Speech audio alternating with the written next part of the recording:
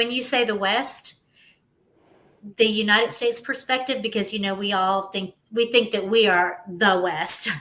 I'm just curious. The West, in my mind, encompasses a lot. What does the West? What does that mean when they say the West? What does that mean for them? Outside of the United States, basically. What does that mean for the these? West mean? Yeah. Okay. It depends on who they are. I can give you it from my perspective because it's very different if you ask people in a certain war-torn area, especially if the U.S. is involved. The West is the U.S. to them. Like that's what they're thinking about. But I, as someone who had like a peaceful life, when someone said the West, I was thinking like the region of Europe and the region of the US. To be honest, Canada kind of like disappeared in the shadows of the Canada's US. not a real place. That doesn't make No, sense. it's just northern US apparently. So I thought of the West. That term didn't really come up a lot in my childhood, the West, but when it did, it was the US and Europe. That's how I thought of it. And to me, I always thought of the outside world like one of the biggest characters there was the U.S. because of U.S. movies. For example, like Hollywood is the biggest producer of movies probably in the world.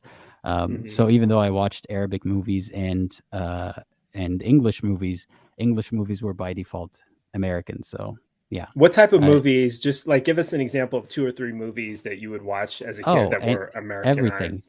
It was basically the movies that you guys watched. Well, we just got them a few years later to be like on TV or as bootleg DVDs like a year or so later or something like that. The movies would have, if they're on TV, they'd be censored a little bit. So obviously no nudity, no sometimes like no bikinis, no kissing scenes, that kind of stuff. But all sorts of movies like Ace Ventura, I remember watching that as a child. Well, that's what a else? Like terrible example of American culture. Of all the, own it. It came from there. You got to own it. Jim Carrey. I watched a lot of Jim Carrey. That is very interesting to me. No, Jim Carrey's fine. It was everything else, like the Fast and Furious movies, like everything basically. But obviously they wouldn't play something on TV. Like I don't know if the Da Vinci's Code was ever played. I think it might have been, but nothing like too indecent. Like if the whole point of the movie is indecency, like I don't know if they played like American Pie. I don't remember. Okay, because I was going to ask you, what does indecent mean? I didn't know if you meant indecent. It could be a variety of things. Like it could be like too. Like I wouldn't even have known what movies we're not getting because the internet wasn't really as popular at the time. So yeah, it's hard to say. Interesting. What about with the female? Because you're seeing all of these Western movies, and then not Western, but movies from the West, and women are treated a whole lot differently and portrayed a whole lot differently. What was the general feeling of seeing the dichotomy between the female role where you were and the female role in the West? Well, let me clarify something. When I saw these movies, I didn't idolize the U.S. too much or anything. I didn't like look at that life and be like, wow, I want to live that life. There was some sort of mental barrier in my head that just put it as this is almost as if it's not real, or like I don't think of those TV, like people on TV as real people, if that makes sense. So it didn't strike as true to you that people actually existed that way. I mean, I did, but it's some sort of cognitive dissonance, where it's basically just like I don't think about their day to day. For example, I've never spoken to one of them. I don't think about them, or at least in the beginning, I didn't think, are they going to heaven or hell? Like I must have asked at some point, wait, why aren't they Muslim? I remember asking, if Islam is like the truth, right? Why wouldn't they listen to us and be Muslim? Why aren't we like going to tell them right now? And I don't remember what answer I got, but basically it's that, hey, they chose this life. They might be having a good life right now, but we're going for the afterlife, if that makes sense. Who did you ask, and who was giving these answers? It was usually family members like my mother and my father, because at that age, I don't know what age exactly, but I'm talking somewhere between, I don't know, 8 and 14, 15, Right. somewhere in that range. It wasn't really like I was asking any religious scholars or religious leaders, any of that stuff. It was just my family. And oh, you by the didn't. way, Oh, go ahead. I'm sorry. I was just going to say something. I forgot to comment on that.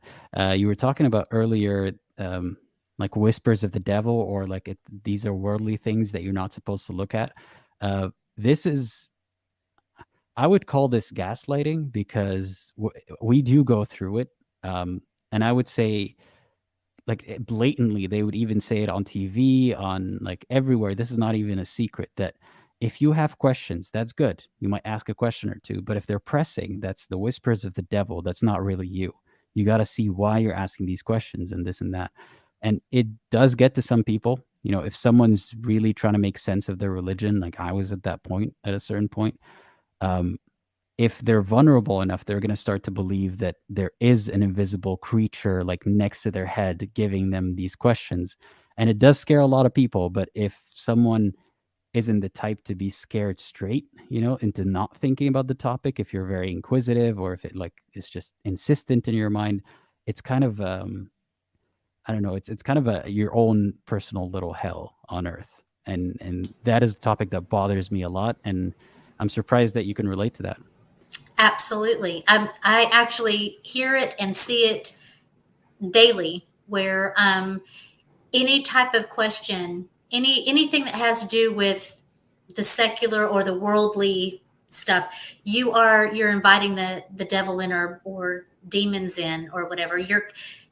I remember as a child thinking that there was, like, if I said or did something, I was actually opening up a door that was allowing all that to come in. And it was very scary, extremely scary. But it can even go into your teen and adult life, where you still feel there's a lot of people who are trying to recover from religion and go through therapy for those types of things within the Christian tradition. And I'm sure it's the same for the Islamic tradition.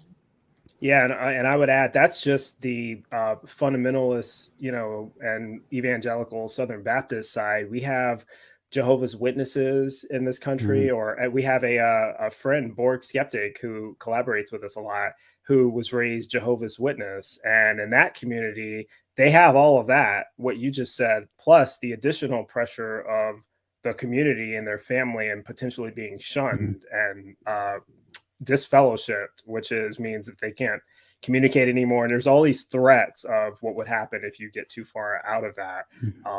But yeah, so it does exist in this country. I'm curious, Aladdin, obviously this is your perspective now as an atheist, but would you say that fear is the thing that keeps people from questioning Islam? It's definitely one of them. Like the scale of like what you're talking about, I relate to, but the scale is, it's not just the fundamentalists. It's not a certain group. It's not, if you're in a small, I don't know if you'd call it more cult-like offshoot of Christianity, like the Jehovah's Witnesses. It is everybody, basically. Or it's so normal to say it out in public. Like, it's not even a thing where people would look at you and call you crazy for telling someone that, you know, the devil is whispering to them. That's what everybody would just nod along to. So it is such a terrifying thing because of the scale of it too. Like I said, the default is Islam. You have a lot of reason to doubt your own sanity compared to doubting everybody else's sanity, right? It's a numbers game. So yeah, I'd say fear is a huge factor, but there's also the us versus them that is always in, you know, they tack on a lot of their identity to religion. So if you lose it, then you're losing your identity, or if you're losing it, then you're joining the other side. Like, oftentimes I get asked, sorry if I'm interrupting. No, this is your time. I want you to talk longer than me. Okay. Well, I talk a lot, so feel free to interrupt me whenever. I get asked a lot, or people throw it in my face a lot. Muslims throw it in my face, say, "Oh, so you love the U.S.? What about when the U.S. bombed this country or that country?" And I'm like, why are you like lumping me with a whole weird, like, that's, to them, that's the West. That's what secularism is, and that's what I am if I leave Islam. So this us versus them, especially when you see them as aggressors, because sometimes they are, but this "they" is such a vague label that they can easily just include us in those groups. So one has to ask themselves, am I like the Americans, or do I like the US? No. So I'm going to stay with my people. That's one more way to keep people in.